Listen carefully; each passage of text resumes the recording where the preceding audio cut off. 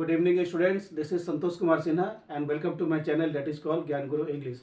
जैसा कि आप लोग जान रहे हैं कि 2 दिन से मेरा कॉम्पिटिटिव प्लस एकेडमिक का इंग्लिश का मतलब कोर्सेज चल रहा है, क्योंकि एकेडमिक वालों को फरवरी में 19 तारीख से एग्जाम है और कंपटीशन वालों को तो खैर होता ही रहता है, लेकिन एकेडमिक वाले को ध्यान में रखते हुए खास करके उनके लिए जो सिलेबस है इंग्लिश का उसी को मैं कवर करना चाहता हूँ। और इसको अच्छी तरह से देख लीजिए। तो कल हम लोग को था सब्जेक्ट वर्ब एग्रीमेंट और आज हम लोग को होने जा रहा है वॉइस चेंज। ये आपका कॉम्पिटिटिव प्लस एकेडमिक दोनों के लिए बहुत ज़्यादा इंपॉर्टेंट है। तो जिनका 19 फरवरी से एग्जाम होने जा रहा है उनको अच्छा से अटेंटिव हो जाना पड़ेगा, क्योंकि उनको वॉइस चेंज तो मिलना ही है। एक्टिव से पैसिव कैसे कन्वर्ट किया जाता है उनको देखना है। तो उसी को ध्यान में रखते हुए आज हम लोग को खास करके कॉम्पिटिटिव प्लस एकेडमिक दोनों के लिए है। तो चलिए आज हम लोग वॉइस चेंज के बारे में पढ़ेंगे, जो कि किसी भी इंडिया का एकेडमिक प्लस कॉम्पिटिटिव दोनों में पूछता है। तो there are 2 types of voice change, active voice and passive voice. Voice आप लोग पढ़े होंगे बचपन से अप टू 10 तक, या मतलब पढ़े होंगे जरूर से हो। तो यह 2 तरह का होता है, active voice and passive voice. अब आपको देखना है कि एक्टिव से पैसिव में कन्वर्ट करने के लिए क्या क्या रूल्स होता है। तो बस सिंपल 3 रूल है। जब भी आपसे कोई पूछे कि एक्टिव से पैसिव में कैसे कन्वर्ट किया जाता है, उसका क्या क्या रूल्स होता है, बस आप 3 चीज बोलेंगे। क्या क्या है? जो सब्जेक्ट है वो चला जाएगा ऑब्जेक्ट की जगह, और जो ऑब्जेक्ट है वो आ जाएगा सब्जेक्ट की जगह, यानी कि पोजीशन चेंज हो जाएगा। एक बार और ध्यान से देख लीजिए। जब भी आप एक्टिव से पैसिव में जाएंगे तो आपको क्या करना है, जो सब्जेक्ट होगा वो चला जाएगा ऑब्जेक्ट की जगह, और जो ऑब्जेक्ट है वो आ जाएगा सब्जेक्ट की जगह। पहला रूल, चाहे वो प्रेजेंट टेंस का हो या पास्ट टेंस का हो या फ्यूचर टेंस का हो। पहला रूल क्या बोलेंगे? Subject into object and object into subject, किसी भी टेंस का। फिर जब भी हम लोग एक्टिव से पैसिव में जाते हैं हम लोग वर्ब का भित्री का इस्तेमाल करते हैं, ठीक है, क्योंकि बिना वर्ब का भित्री का वॉइस नहीं बनेगा। उसके बाद हम लोग बाई का प्रयोग करते हैं। तो आपसे कोई अगर पूछे कि एक्टिव से पैसिव में जाने के लिए क्या क्या रूल्स होता है, बस उसको 3 ही चीज आप बोलेंगे। जो सब्जेक्ट है वो ऑब्जेक्ट की जगह जाएगा, और जो ऑब्जेक्ट है वो सब्जेक्ट की जगह जाएगा। उसके बाद वर्ब का भित्री और हम लोग बाई का प्रयोग करते हैं। इसी 3 रूल को ध्यान में रखते हुए कुछ सेंटेंसेस दिया हुआ है जिसका एक्टिव से पैसिव में हमें कन्वर्ट करना है। So let's read question number 1। अब यहाँ बोलता है वॉइस ऑफ प्रेजेंट इंडेफिनिट। एक चीज और देख लीजिएगा, अगर आपको टेंस पर कमांड है, वर्ब पर कमांड है, तो नो डाउट आप इंडिया का कोई भी इंग्लिश का एग्जाम, चाहे कंपटीशन हो चाहे एकेडमिक हो, उसको क्वालिफाई कर लेंगे। तो टेंस पर कमांड होना चाहिए, क्योंकि टेंस इंग्लिश का रूट होता है। उसके साथ आपका वर्ब पर पकड़ होना चाहिए। वर्ब का 5 रूप होता है, V1, V2, V3, V4, V5। इस पर अगर किसी भी कैंडिडेट को कमांड है तो नो डाउट उसको मतलब जितना भी इंग्लिश का एग्जाम है, चाहे वो कॉम्पिटिटिव हो या एकेडमिक हो, वो स्टूडेंट क्वालिफाई कर ही लेगा। तो वॉइस ऑफ प्रेजेंट इंडेफिनिट, जितना टेंस उतना वॉइस होता है, ठीक है, इसको ध्यान में रखिएगा। यानी कि टोटल टेंस कितने होते हैं? 3, प्रेजेंट, पास्ट एंड फ्यूचर। उसको अगर डिवाइड करेंगे तो सब प्रत्येक टेंस 4 होता है, लेकिन वॉइस आपको 3-3 करके पढ़ना है। 3 हो present tense, 3 past tense, 3 future tense. तो उसी को ध्यान में रखते हुए वॉइस ऑफ प्रेजेंट टेंस हमारा होने जा रहा है। पहला क्वेश्चन है, ही रीड्स द बुक, वह किताब पढ़ता है, यानी कि वर्ब का 5वां रूप दिया हुआ है। तो हम क्या बताएं इसका रूल? जो सब्जेक्ट है वो चला जाएगा द बुक की जगह, और जो द बुक है वो कहाँ आ जाएगा? सब्जेक्ट की जगह। उसके बाद जो रीड्स है इसका वर्ब का V3, अब प्लस हम लोग बाई का प्रयोग करते हैं। ज्यादा इसमें टेंशन लेने की जरूरत नहीं है। तो क्या बोलता है? ही रीड्स द बुक, तो क्या हो जाएगा answer? The book is read by him. उसके बाद प्रोनाउन आपका बदल जाता है। ही किस में बदल गया? हिम में। मैं आपको चार्ट बना के दिखा दूंगा कि कौन प्रोनाउन किस में बदलता है एक्टिव से पैसिव में। तो क्या हो गया?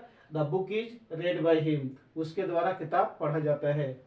Second question, the doctor cures the patient, doctor रोगी को क्योर करता है। तो द डॉक्टर हो गया सब्जेक्ट, द पेशेंट हो गया ऑब्जेक्ट। तो क्या हो जाएगा? पोजीशन चेंज होगा।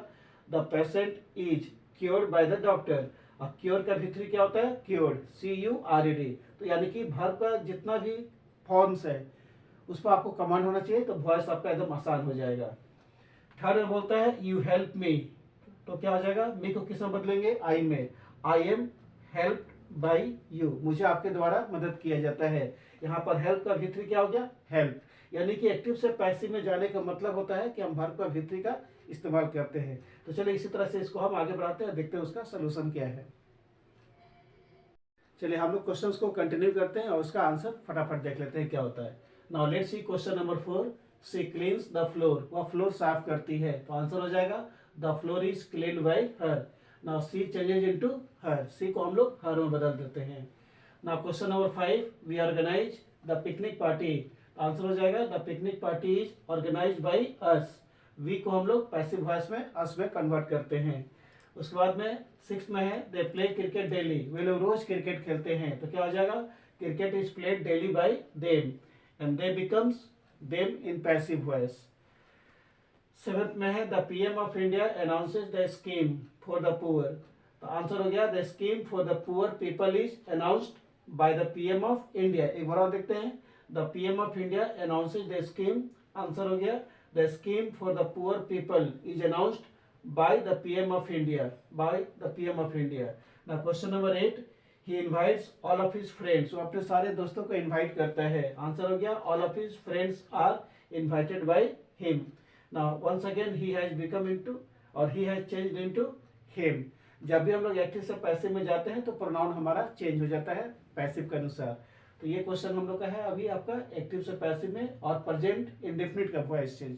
ठीक है, अब मैं आपको बता देता हूँ कि कौन सा प्रोनाउन किस में चेंज होता है जो कि एक्टिव से पैसिव में बहुत ज़्यादा यूजफुल होता है।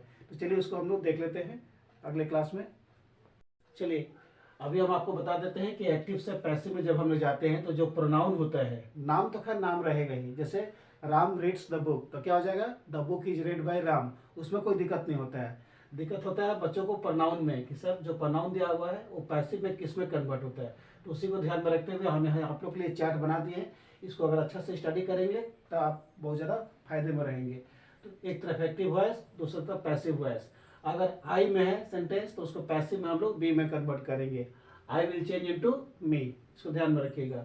अगर यू से सेंटेंस बन रहा है तो यू यू में रहता है, ये चेंज नहीं होता है। ठीक है, अगर ही में है तो he becomes him, she becomes her, we becomes us, they becomes them.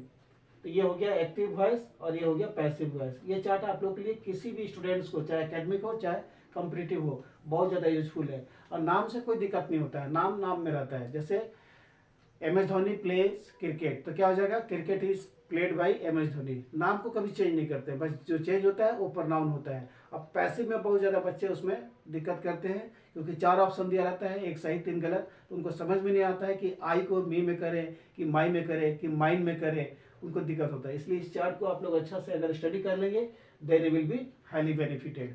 ठीक है, तो फिर हम कल इसी चैनल पर मिलेंगे, तब तक good night to all of you, thank you.